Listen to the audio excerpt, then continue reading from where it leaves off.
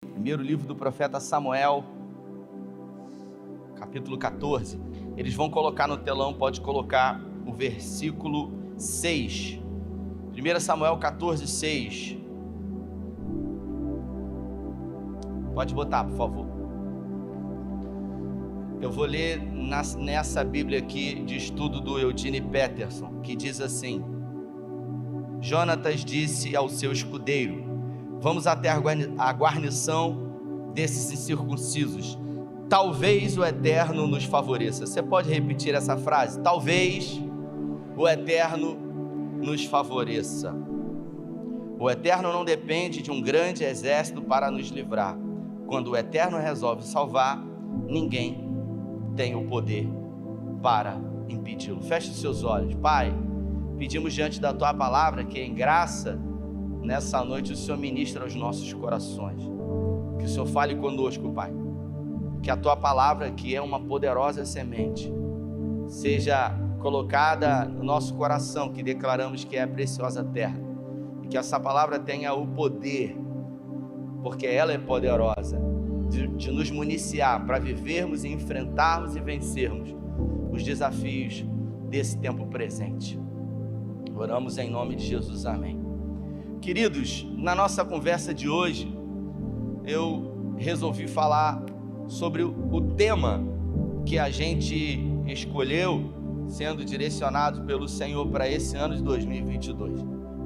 No ano de 2022, a gente escolheu realmente falar sobre talentos, sobre habilidades, sobre características, especificamente sobre talentos que todos nós temos, e que a Bíblia diz que o Espírito Santo, ele deliberou esses talentos.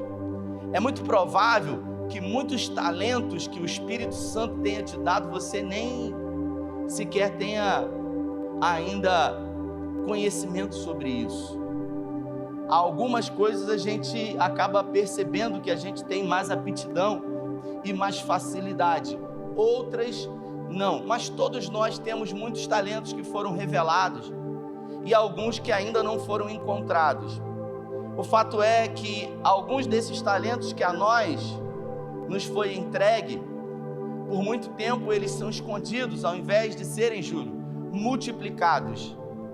Existem talentos que, se eu e você nos empenharmos em multiplicar, a gente realmente vai ter uma capacidade de fazer realmente coisas incríveis, como esses irmãos aqui que adoram ao Senhor. Quando que você começou a tocar? Você tinha quantos anos? 10 anos. 10 anos de idade, né? É um talento, é um dom. Visivelmente, você faz isso com uma maestreza. Mas o talento, Deus deu, precisou ser multiplicado, precisou ser aperfeiçoado. E a gente vive em constante mudança. Tem gente que diz que não muda, mas a verdade, irmãos, é que todo mundo muda. A gente vive sempre num processo de mudança. Algumas pessoas, elas mudam para pior. Outras pessoas, elas mudam para melhor. Algumas pessoas, diante dos desafios que enfrentam, tendem a se tornar mais resilientes diante desses desafios. Essa palavra resiliência é uma palavra da física, e todas as vezes que eu ouço essa palavra, eu lembro de uma mola. A resiliência é a capacidade da mola de ser esticada, de sofrer um estresse, um processo de estresse, e depois que você solta essa mola, ela volta para o formato dela original, mas ela não fica esgarçada, ela continua com a sua característica original.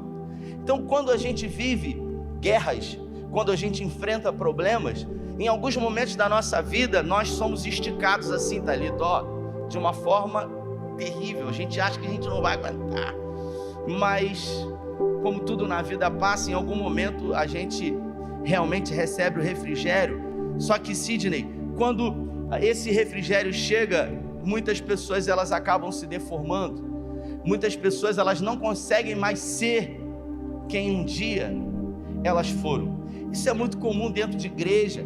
Pessoas que serviram ao Senhor, que cantavam, que pregavam, que viveram um estresse, um problema com um líder, com um pastor, que se decepcionaram com pseudos homens de Deus, e essas pessoas se deformaram. Às vezes até continuam sentados dentro de bancos de igreja, mas nunca mais conseguem exercer aquilo que um dia fizeram. Os talentos, eles foram enterrados. Talvez você que está me vendo e ouvindo aqui ou em casa, você já tenha praticado e multiplicado alguns talentos, mas um grande estresse entrou na sua vida e você nunca mais foi o mesmo. Por isso nós precisamos ser resilientes. Nós precisamos ter a capacidade de não nos deformar diante das adversidades da vida. Afinal, a gente vai viver sempre aqui enfrentando desafios. Tem uma frase que diz que o inteligente, ele aprende com os próprios erros, mas o sábio, ele acaba aprendendo com os erros dos outros. E eu queria falar um pouco sobre essa história, sobre esse versículo que eu acabei de ler aqui, para você entender o contexto. A nação de Israel, ela era governada pelo Senhor. Deus havia se colocado na posição de rei, e ele colocou Samuel, o profeta Samuel, filho da Ana, como juiz da nação de Israel. Ele era sacerdote e ele era também um juiz para aquela nação. Deus se comunicava com o seu povo através de Samuel, até que um dia esse povo disse para o Senhor: olha, nós queremos um rei, porque as outras nações têm um rei. Os filisteus são governados por um rei, os amorreus, os jebuseus, então nós também queremos um rei. O povo de Deus resolveu escolher um modo de governo chamado monarquia, e Deus, através de Samuel, disse: mas não é o suficiente que eu governe vocês. Se a gente colocar um rei, vocês vão ter algumas dificuldades, afinal, ele vai ter muito poder sobre vocês. Ele vai ter autoridade sobre as filhas, ele vai ter autoridade para matar, para dizer quem vai viver, para enriquecer, para tomar a terra. Mas ainda assim o povo, certo de que a monarquia era a melhor opção de governo, decidiram. E a Bíblia fala que Deus escolheu um homem segundo o coração do povo, e o nome desse homem é Saul. Você conhece a história, foi o primeiro rei da nação de Israel. Saul governou durante 40 anos, e aqui nós estamos diante de uma das batalhas que Saul enfrentou contra o principal inimigo do povo de Deus. O principal inimigo do povo de Deus, dos judeus, foram os filisteus. Na nossa vida é assim. Existem guerras que a gente enfrenta e que a gente vence e a gente nunca mais vai enfrentar. Mas existem gigantes, existem exércitos, existem problemas que a gente enfrenta a nossa vida inteira. A gente vence agora, daqui a pouco volta de novo. É uma crise financeira, por exemplo. Tem gente que vive numa crise financeira. Ele tem um refrigério, mas daqui a pouco esse gigante se levanta, chamado crise financeira, e você tem que vencer ele de novo.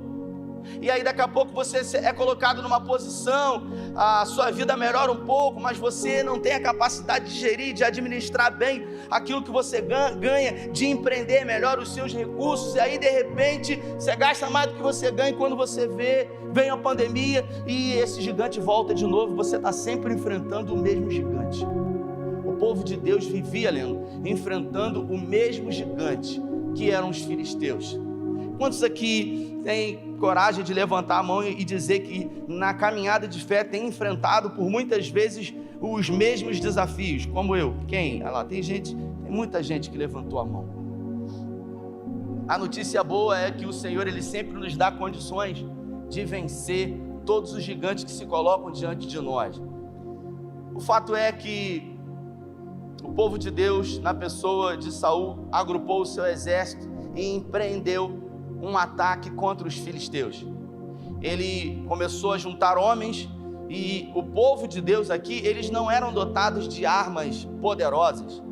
Os filisteus haviam subjugado a nação de Israel por um tempo, ou seja, os filisteus, eles tomaram todos os ferreiros, aqueles homens que faziam espadas, que amolavam as lanças, as espadas. Então Israel não tinha ferreiros. Então todas as vezes que o povo de Deus precisava amolar as suas armas, eles tinham que descer até o acampamento dos filisteus e eles pagavam para que os filisteus pudessem amolar. E os filisteus ganhavam com isso. Era um tratado, era uma espécie de acordo, mas de vez em quando eles se encontravam em guerra. E nesse período aqui, o povo de Deus estava sem arma. Eles atacavam os inimigos com vara, com pau, com pedra. Somente quem possuía a arma aqui era Saul, que era o rei, e o seu filho Jonatas, que era o general do exército. Então eles estavam em desvantagem, mas ainda assim não queriam mais ser subjugados. Então Saul, ele empreendeu realmente com o seu exército uma emboscada contra a nação de Israel. E é nesse momento que o problema começa a acontecer, porque os filisteus começaram a prevalecer sobre o povo de Deus. E Samuel havia combinado com Saul que depois de 7 dias ele iria se apresentar ao exército de Israel e oferecer sacrifício ao Senhor, para que Deus desse vitória àquela guerra, àquela batalha. E os filisteus começaram a vencer a nação de Israel. E os poucos homens que ficaram, porque muitos foram embora, muitos se esconderam em cavernas, os poucos que ficaram começaram a pressionar Saul, dizendo para ele: você tem que fazer alguma coisa, eu vou embora também, porque eu vou morrer, eu tenho mulher, eu tenho filho. E Saul começou a sofrer pressões. Sabe quando você é pressionado? Sabe quando pessoas do lado de fora, circunstâncias, problemas, começam a pressionar você a tomar uma decisão e você não está pronto para tomar essa decisão? Sabe quando você toma decisões na sua vida sem antes você consultar a Deus? Foi o que aconteceu com Saul. Saul, ele era um rei. Repita comigo: Saul era um rei. Ele era um rei. Só que ele era um rei segundo o coração do povo e não o coração de Deus. E Saul tinha um grande problema, Júlio. Saul, ele temia mais os filisteus do que a Deus. Todas as vezes que o meu medo é maior do meu problema do que a Deus, eu vou ter sérios problemas com isso. Porque o salmista, ele diz que o princípio da sabedoria é o temor do Senhor.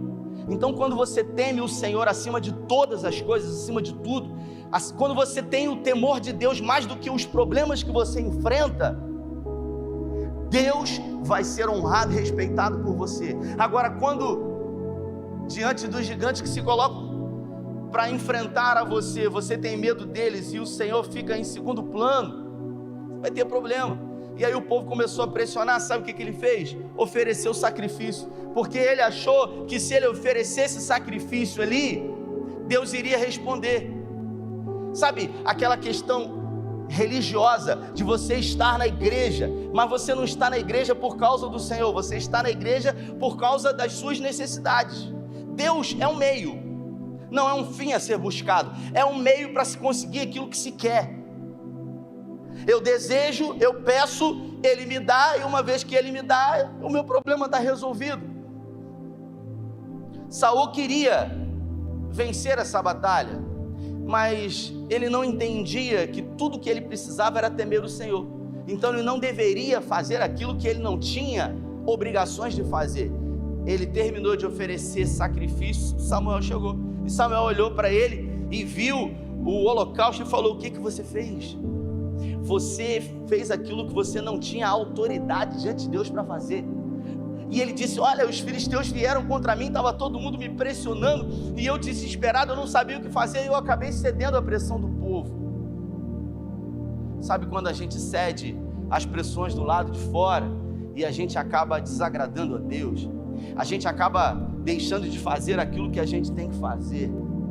Vovó me dizia que o que tem que ser feito, precisa ser feito, e a verdade é que a gente sempre sabe o que tem que fazer. O problema é que às vezes, diante das pressões, a gente acaba se permitindo escolher um caminho mais fácil. Ele sabia o que ele tinha que fazer, mas ele foi pressionado, e como essa mola que eu disse no início, ele acabou se deformando. E Samuel disse para ele ali: porque você fez isso, Deus a partir de hoje começa a procurar um novo rei para colocar no teu lugar. Aí que ele ficou louco mesmo, porque tudo que ele mais tinha de precioso era o poder. a posição que ele ocupava, não era o Senhor, não era o amor ao Deus que havia colocado ele ali, através do profeta Samuel. E ele reagrupa o seu exército agora, e ele divide o seu exército em 3 grupos, fortemente armados com varas, com paus e com pedras. Só ele tinha espada. O filho dele, que era general desse exército, então chama o seu pajem de arma. O texto que eu li diz isso, e ele diz o seguinte: Jonatas disse ao seu escudeiro: vamos até a guarnição desses incircuncisos. Talvez, ele diz, talvez o Eterno nos favoreça. Tudo o que você precisa nessa vida é acreditar. Você não precisa ter muita fé, você precisa ter uma pequena fé suficiente a fazer com que você se mova em direção àquilo que você acredita, aquilo que você sonha, aquilo que realmente você quer viver. Observe, eles tinham um poderoso exército, mas o pai havia se corrompido, e um homem somente, com uma espada, e o seu pajem que estava desarmado, acreditou que talvez Deus pudesse fazer alguma coisa. E ele disse aqui claramente: o Eterno não depende de um grande exército para nos livrar. Quando a gente está diante de uma guerra, a gente acha que a gente vai vencer a guerra com as melhores armas, mas não são as melhores e mais poderosas armas que vencem uma guerra. São as melhores estratégias. É de que maneira e de que forma você vai se colocar diante do seu inimigo. É especificamente um jogo de xadrez. Você tem que esperar. Você tem que ter a paciência de esperar, mesmo diante de pressões do lado de fora. Porque tudo passa, irmãos, na vida. Saul, ele não esperou. Então repita comigo: quem não espera? Mais forte: quem não espera se desespera. Saul se desesperou. Se você pegar a palavra desesperado, deixou de esperar, deixou de acreditar, deixou de esperar naquilo que iria acontecer. E nessa minha caminhada existencial de fé, Silvinha, eu conheço muita gente que deixou de esperar, muita gente que ficou pelo caminho, mas Jonatas aqui se posicionou e ele disse: talvez. Ele disse: talvez o Senhor nos dê essa grande vitória. E ele então buscou o Senhor, e ele disse o seguinte: olha, se a gente chegar diante desse grupo pequeno de filisteus e falar com eles a uma certa distância, e eles disserem: olha, não se aproximem mais, senão eu vou matar vocês, é porque não é para a gente ir. Mas se ao falar isso com eles, eles disserem: venham e lutem conosco, é para a gente ir, porque Deus vai nos dar a vitória. E depois você lê esse texto em casa, Jonatas, ele com o seu pajem de arma se arrastou, porque era uma colina, ele começou a subir, e quando ele chegou perto do primeiro homem, ele derrubou aquele homem, deixou aquele homem para trás, e o seu pajem de arma vinha com uma pedra na mão e matava o cara. Nós estamos falando de uma vitória sem armas. Nós estamos falando de uma guerra que não foi lutada com espadas, com lanças. Eles começaram a vencer a batalha com pedras. Pergunto para você que está aqui, para você que está em casa: você acha mesmo que Deus precisa de armas poderosas para dar a vitória que você precisa vencer? Saul achava que tudo que ele precisava para vencer era um exército poderoso. Saul achava que a vitória viria através das armas e dos homens fortemente armados. Alguns capítulos à frente, você vai ver que esse mesmo inimigo foi derrotado pelo povo de Deus por um menino de 17 anos com uma pedra que foi lançada na testa do gigante. Deus não precisa que você utilize armas poderosas para vencer esse gigante que você está enfrentando. Tudo que eu e você precisamos é de princípios. E um dos principais princípios bíblicos aqui que a gente vê nessa história é temer ao Senhor. Porque quem não teme o Senhor, irmãos, é capaz de fazer qualquer coisa para se chegar onde se deseja.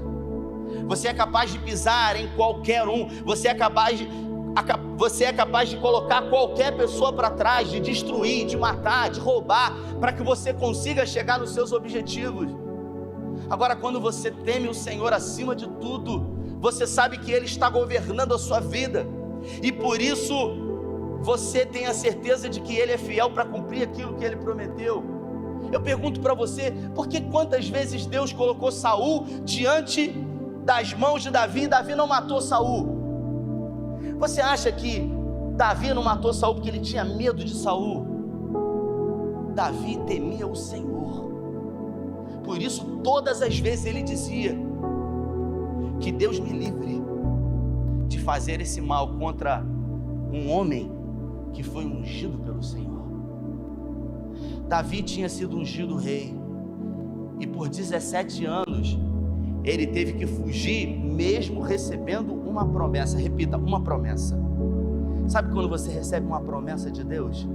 Sabe quando uma palavra de Deus alcança o seu coração, e você aquece o seu coração com essa palavra, e o tempo passa, e a promessa não se cumpre? Você sabe o que você tem que fazer? É continuar acreditando, porque aquele que prometeu é fiel para cumprir. Só que muita gente, nesse meio tempo, deixa de esperar, se desespera. A última vez que o Luciano esteve aqui, o Subirá, a gente foi almoçar, e eu fiz uma pergunta para ele. Eu disse para ele o seguinte: eu queria te fazer uma pergunta. Se você pudesse dar um conselho, com a cabeça que você tem hoje, para aquele Luciano que começou, qual o conselho que você daria? Eu fiz essa pergunta para ele.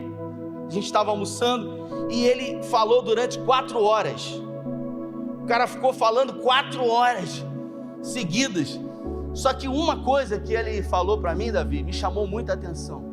Ele disse para mim assim: Rafael, controle as suas expectativas. E ele disse para mim, eu já escrevia livros, ele dizendo, eu não era conhecido, ninguém me conhecia, eu escrevia livros, e um dia eu escrevi um livro, ele dizendo, e o nome do livro era O Poder de Falar em Línguas, um livretozinho assim pequeno, incrível, que você pode ler ele numa tirada só. E aí um dia, num lugar, Deus tomou um homem e disse para ele o seguinte: olha, Deus manda dizer para você que vai tornar o seu ministério público a nível nacional, e Deus manda dizer para você que tudo isso vai acontecer através desse livro que Ele te deu, O Poder de Falar em Línguas.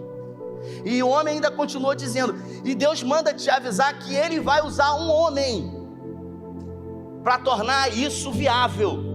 E ele falou, o nome desse homem é pastor Márcio Valadão, pastor da Igreja Batista Lagoinha. O Luciano então, quando recebeu aquilo, deu glória a Deus, deu aleluia, ficou feliz. Passou uns 6 meses, o filho dele estava numa agência missionária, Hope, e ele vai na Batista Lagoinha. Ele não era conhecido, ninguém conhecia ele, e ele vai lá na Lagoinha, ele estava numa pizzaria, e de repente o pastor Márcio chegou, e o pastor Márcio chegou até o Luciano Subirá, que não era conhecido, e falou para ele, pastor Luciano, tudo bem? Eu tenho lido os seus livros e tem me abençoado muito. E o Luciano ficou surpreso, caramba, o senhor me conhece? O senhor anda lendo os meus livros? E ele disse, tem abençoado muito a minha vida. E aí, nesse momento, o pastor Márcio falou, eu queria que você ministrasse na nossa igreja. E aí você imagina, Luciano falou, a palavra começou a acontecer. Repita comigo, agora vai acontecer a promessa. Você pensa nisso, e ele acreditou, e ele falou, meu Deus, e o pastor Márcio pegou a agendazinha dele e falou assim, marca na sua agenda aí, tal dia, para você ir lá. E aí o Luciano pegou a agendinha dele, e naquele dia, ele já tinha um compromisso numa igrejazinha pequenininha, de 20 pessoas. Sabe, quando você recebe uma oportunidade que pode mudar a sua vida, e de repente alguma coisa se coloca no meio para atrapalhar. O Luciano olhou e ele disse, nesse dia não, qualquer dia menos esse, eu tenho um compromisso aqui, eu tenho tantos dias vagos. Mas o Luciano disse para mim, ele disse, Rafael, naquele dia eu fui testado pelo Senhor, porque se você é capaz de fazer acepções de pessoas no início da sua caminhada, eu não sei do que você vai ser capaz de fazer quando você estiver lá em cima. E ele disse: olha, pastor Márcio, eu lamento muito, mas eu já tenho um compromisso na minha agenda nesse dia. Nesse dia eu não posso. E o pastor Márcio falou: puxa vida, vamos fazer o seguinte, vê esse outro dia. Aí o Luciano falou: esse dia eu posso, que bom, a gente vai estar lá. E o pastor Márcio disse: mas eu não vou estar lá, eu vou estar viajando. E o Luciano ficou feliz, mas ao mesmo tempo um pouco triste, e ele disse: poxa, que bom. E ele foi. E ele tinha um Santana, que ele disse que ele não sabe a quantidade de livro que ele botou naquele carro. Ele botou na mala, no porta-mala, ele botou no banco, ele botou no chão, ele botou no teto. Foi ele e o irmão dele. E ele pregou, sabe, aquele dia, e ele disse que foi uma mensagem poderosa. Foi uma mensagem poderosa, Deus usou ele tremendamente. E no final ele disse: olha, irmãos, eu trouxe esse livro aqui, que foi tema da mensagem de hoje, e eu queria muito abençoar a sua vida. No final, meu irmão está lá atrás, e tinha muito livro para vender, irmãos. Mas era livro lá atrás, o carro chegou aí sentado assim, arrastando o pneu. E aí, no final, acabou aquela coisa toda, o pastor Márcio não estava lá. Ele pegou o irmão dele e veio embora, e ele percebeu que o carro estava mais pesado ainda. Eu acho que eles tinham jantado depois. E aí ele falou o seguinte: e aí, como é que foi a venda dos livros? Ele falou: vendeu 30 livros. Ele falou: 30? Ele falou: 30? Eu não sei se você sabe, os últimos números que a gente teve, que a Batista da Lagoinha em Belo Horizonte tem 64 mil membros. 64 mil. Não comportam toda essa quantidade, mas eles têm muitos cultos lá. E a igreja estava lotada naquele dia. E ele foi embora. E sabe o que aconteceu depois daquilo? Repita comigo: nada. Repita: nada. E é nesse momento, irmãos, que a gente, diante do que a gente passou, que a gente tira da vida ensinamentos. Porque ele me deu um conselho daquilo que ele viveu. E o Luciano Subirá disse para mim: Rafael, passaram-se 10 anos. Repita comigo: 10 anos. Me ajude a pregar. 10 anos se passaram. Ele continuou escrevendo livros, e ele continuou no anonimato com o seu ministério, muito pouco relevante a nível nacional. Pregava em algumas poucas igrejas, até que um outro dia ele encontrou numa conferência o pastor Márcio, e o pastor Márcio falou: poxa vida, eu tenho sido abençoado com os seus livros. E ele, de novo, mas ele já agora não tinha aquela expectativa no seu coração. E o pastor Márcio falou: eu quero que você vá lá na igreja pregar, e agora eu vou estar presente. E o Luciano já nem queria mais, porque a decepção foi tão grande, sabe, que marcou negativamente, que ele falou: poxa, eu vou viver aquela frustração de novo. É nesse momento que você precisa decidir como você vai se posicionar, se você vai recuar, ou se você vai avançar, mesmo diante de uma grande decepção. É por isso que muita gente fica pelo caminho. Igreja não é um lugar onde as pessoas deveriam ser feridas. Pastor não é alguém que deveria ferir a ovelha que cuida, mas lamentavelmente existem pastores que ferem. Mas não é porque você é ferido que você vai deixar de caminhar em um outro lugar. Não é porque você foi ferido por alguém, se decepcionou com alguém, que você vai achar que todo mundo é igual a esse alguém. É nesse momento que você precisa decidir de que maneira você vai enfrentar as suas guerras e as suas batalhas. E o Luciano disse que foi. Ele gosta de pimenta, irmãos. Pegou um vidro de pimenta assim, botou no prato, amassou. Eu nunca vi aquilo na vida. Pegava umas pimentas, amassava assim e comia. Eu falava assim: rapaz, olha que eu gosto de pimenta, hein? Eu gosto de pimenta, mas assim eu não como não. E ia contando a história. Aí chegou um casal. A gente estava lá naquele Arcos do Canal. Aí chegou um casal assim, que era, acho que de São Paulo. Aí, pastor Luciano Subirá. Aí ele falou: não, todo mundo me confunde com ele. Aí o pessoal saiu assim: tô brincando, sou eu. Rapaz, o pessoal ficou sem graça pra caramba, achando que era um figura. E aí a gente está ali, e ele disse: Rafael, eu fui lá de novo. Pensa num dia que tinha tudo para dar errado. Estava chovendo, caiu uma água em Belo Horizonte aquele dia, rapaz. A igreja estava vazia, não estava cheia como na primeira vez. Eu não estava bem. Eu preguei uma mensagem, um sacrifício, aquela luta, sabe? que nem eu que estou aqui, que tive uma crise de rinite alérgica, que nem coloquei o outro microfone, estou aqui no sacrifício. Mas o trabalho mais difícil quem vai fazer é o Espírito Santo. Os que concordam, digam glória a Deus. É isso aí, ele que convence. E aí, ele pregou a mensagem, a igreja não estava tão cheia, ele não estava tão bem, mas o pastor Márcio no final pegou o microfone, abraçou o Luciano, e com aquela doçura que ele tem de falar, ele disse: olha, irmãos, esse homem, o pastor Luciano Subirá, tem edificado muito a minha vida com os seus livros, e eu queria dizer para você que esse livro aqui, O Dom de Falar em Línguas, me abençoa demais. Então, se você realmente acha que pode abençoar a sua vida, eu acho que ele trouxe algum material e você no final pode adquirir. Foi só isso. Ele disse, foi só isso. Os livros que tinham acabaram tudo naquele dia. No outro dia ele recebe uma ligação do pastor Marcos Gregório, do Ministério Apacentar de Nova Iguaçu. Marcos Gregório diz para ele o seguinte: eu queria que você viesse aqui na igreja, eu queria que você pregasse a mesma mensagem que você pregou. Eu vi na internet, eu vi na Rede Super você ministrando, e eu queria encomendar 4.000 livros desse, 4.000 livros, uma ligação. Ele vendeu em uma ligação que ele não vendeu a vida inteira, até aquele momento. Mas se passaram 10 anos, e ele precisou controlar as suas expectativas, e ele precisou continuar acreditando que aquele que prometeu seria fiel para cumprir. O problema é que muitas são as vezes que nós ficamos pelo caminho.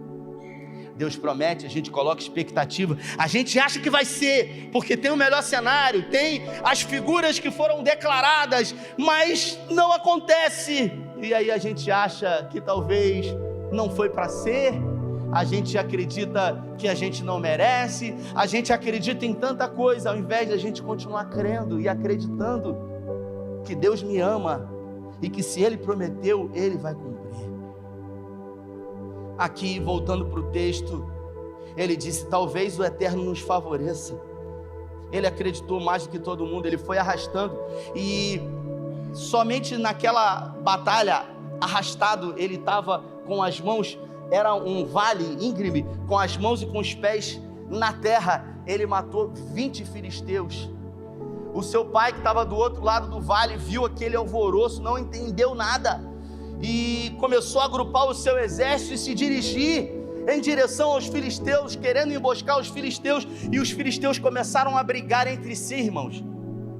Deus começou a atuar naquela batalha, e Saul então levantou o seu exército, tomado de um sentimento de vingança. Então ele começa a prevalecer sobre os filisteus, e ele declara uma palavra. Sabe quando você lança uma palavra que não é para você lançar? Eu tenho um amigo pastor que ele diz que a palavra lançada é igual a pedra tirada, não tem rabo, você não consegue segurar. Depois que você fala, já foi. Quantas vezes você disse uma frase que, por mais que você tenha pedido perdão a alguém, esse alguém nunca mais esqueceu disso. Feriu, magoou, machucou, e às vezes, Sidney, até deformou esse outro alguém. E esse alguém vive marcado como Jacó, mancando durante anos e anos. Ele disse o seguinte: nós vamos perseguir todos os filisteus, e enquanto a gente não produzir uma grande vingança e matar todos os filisteus, ninguém come e ninguém bebe. Falta de sabedoria, imprudência, arrogância, petulância, querendo que o desejo da vingança fosse maior do que a vitória coletiva. O seu filho estava do outro lado do vale, e ele disse: aquele que comer ou beber o que quer que seja, será sentenciado à morte. E os filisteus começaram a fugir, e o povo de Israel começou a prevalecer, só que a batalha, ela dura horas, e o povo de Israel começou a ficar enfraquecido, e quanto mais fraco eles ficavam, menos eles conseguiam lutar. E a Bíblia fala que Jonas desceu do vale, e com o seu pajem de arma havia matado 20 filisteus, e ele passa perto de um enxame, de uma colmeia com abelhas, e ele pega na sua lança um pouco de mel e ele coloca sobre os seus lábios, e ele se sacia com aquele mel, e ele se sente com as suas forças revigoradas diante daquele mel apetitoso que ele experimentou, e ele segue em direção à batalha. E o povo de Deus começa a perder, os filisteus começam a prevalecer. Saul reagrupa o seu exército novamente e diz o seguinte: olha, a gente precisa consultar o Senhor, somente agora. Você vai ver que no meio do caminho ele chama o éfode, o sacerdote, para consultar o Senhor, e quando o éfode é apresentado diante dele, ele vê o arraial, aquele barulho, e ele deixa o éfode do outro lado e vai. O éfode é uma estola sacerdotal. O sacerdote, ele vestia uma estola que tinham no seu peito 2 pedras, Urim e Tumim, e Deus se revelava, Deus falava com o profeta e com as pessoas que estavam à volta através daquelas 2 pedras. Saul então se desespera. Agora ele reagrupa o seu exército e ele diz: a gente vai consultar o Senhor.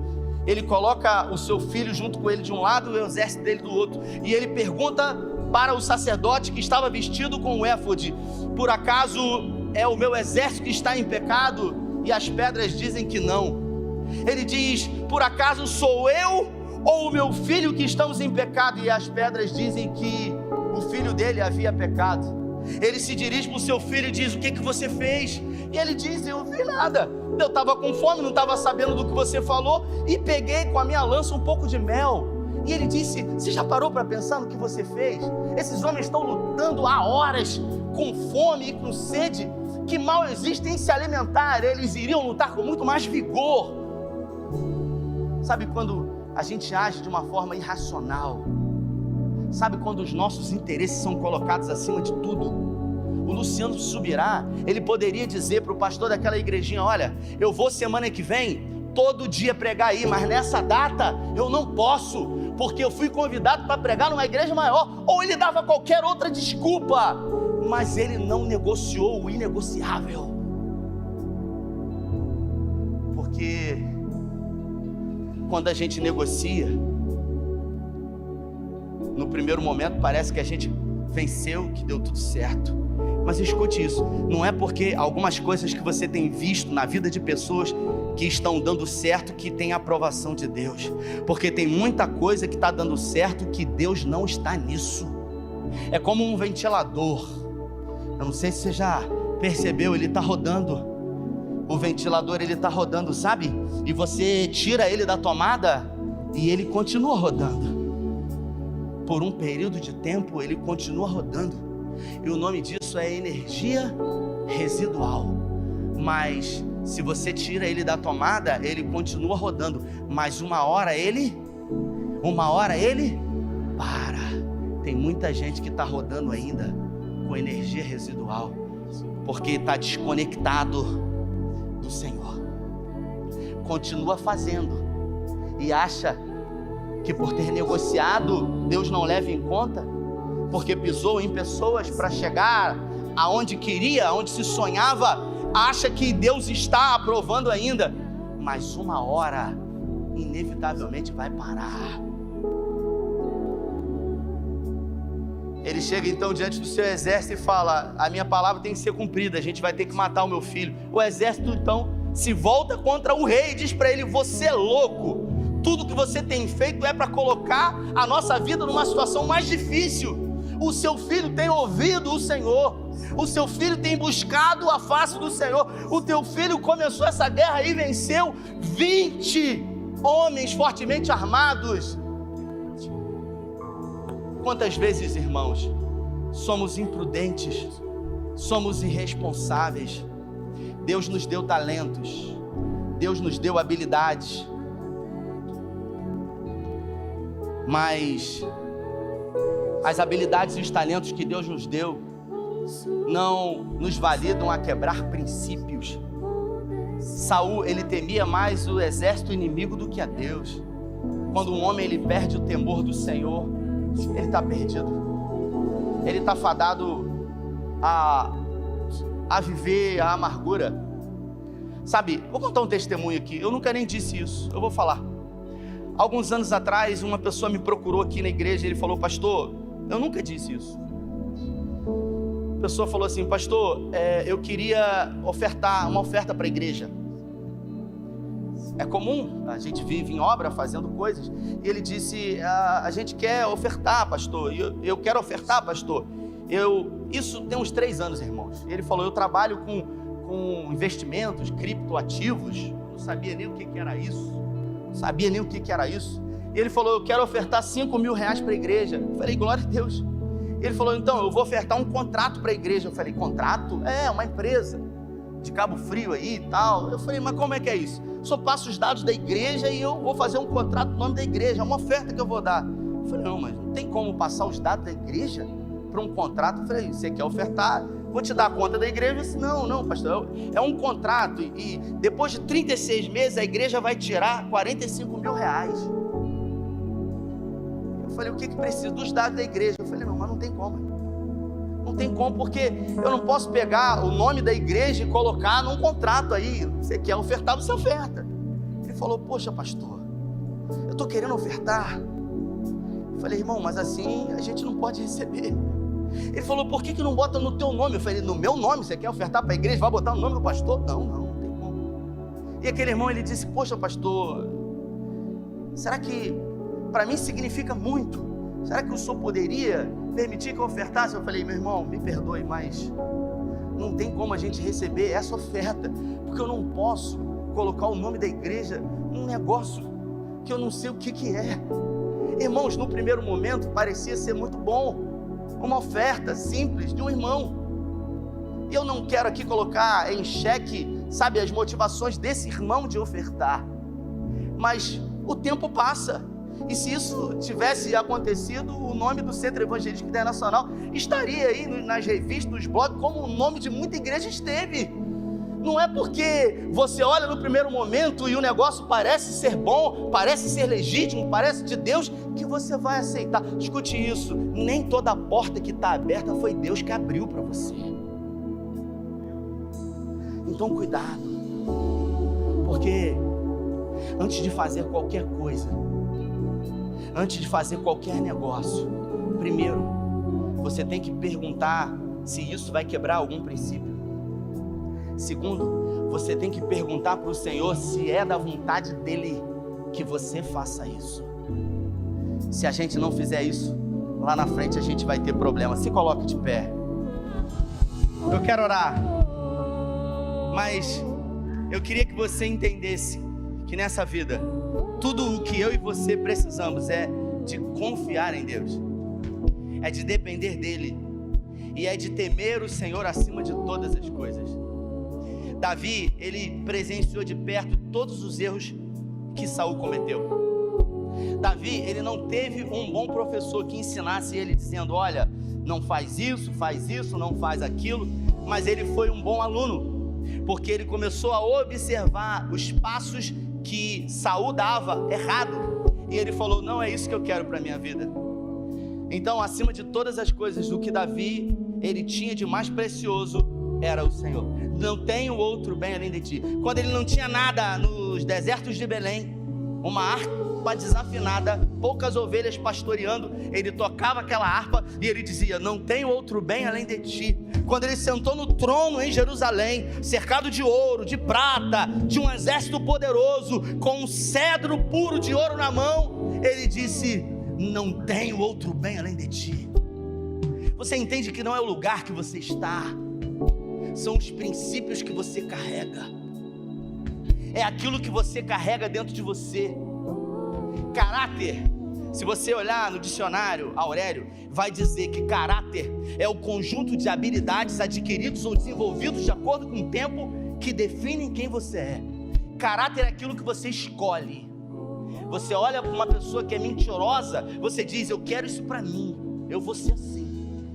Você olha para alguém que está mentindo, você diz: isso é errado, eu não quero. Caráter é aquilo que você escolhe ser. Reputação não, reputação é o que as pessoas falam sobre você. Caráter é quem você é quando não tem ninguém olhando para você. É quando esses holofotes aqui se desligam e eu vou embora para minha casa e eu estou sozinho lá. É o que eu faço quando ninguém está olhando para mim, quando não tem câmeras, luzes. Isso é caráter. É quando os olhos do Senhor olham para mim e me transpassam e percebem que eu sou o mesmo diante de homens, mas também sozinho diante dele. É isso que Deus busca, homens e mulheres que estão dispostos a honrá-lo acima de todas as coisas. Davi, ele começou a olhar aquilo que Saul fazia e ele aprendeu da maneira mais difícil. E quando o seu filho Salomão foi criado por ele, Salomão diz isso: meu pai, eu ia frequentemente à casa do Senhor. Salomão diz isso: desde muito novo eu ia na presença do meu pai à casa do Senhor, e o meu pai me dizia: filho meu, se atente à sabedoria, busque a sabedoria mais do que o colar, do que o ouro, do que a prata. Desde pequeno Davi dizia para Salomão: meu filho, tudo o que você deve buscar nessa vida é sabedoria, porque se você for um homem sábio, você vai errar menos, você vai agradar ao Senhor.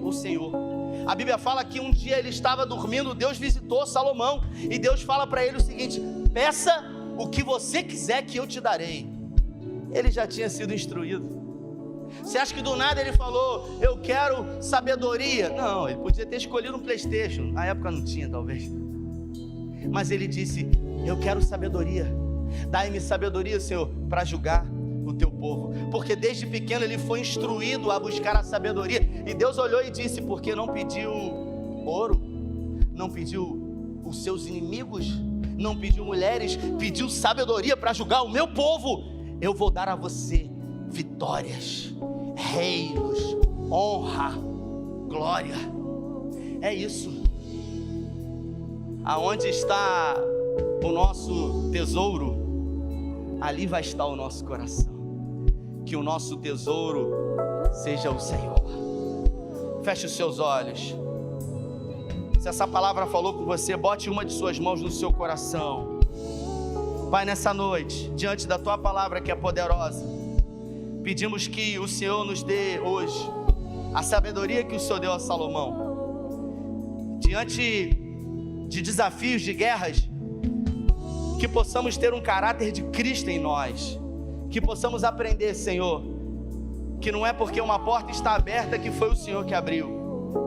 Nos ensina, Senhor, a amar o Senhor acima de todas as coisas e a temer o Senhor acima de todas as coisas. Que os exemplos maus de Saul sejam tomados por nós como lição, para que possamos viver o melhor dessa terra. Nos ensine, Senhor, a buscar aquilo que é reto, aquilo que é justo. Nos ensine, Senhor, a, diante dos desafios enfrentados, sempre querer buscar a tua face e saber qual é a tua vontade para nós diante disso. Ó Deus, eu ministro sobre a vida dos teus filhos nessa noite, nesse domingo, e peço que algo diferente aconteça a partir de hoje na vida deles, que eles sejam despertados e que essa noite possa ser marcada como uma noite que virou uma chave dentro deles, que mudou concepções, olhares, percepções sobre a vida e sobre a forma como se luta as batalhas. Nós oramos com fé, em nome do Pai, em nome do Filho e em nome do Espírito Santo, amém. Se você recebe, aplauda o Senhor, aleluia.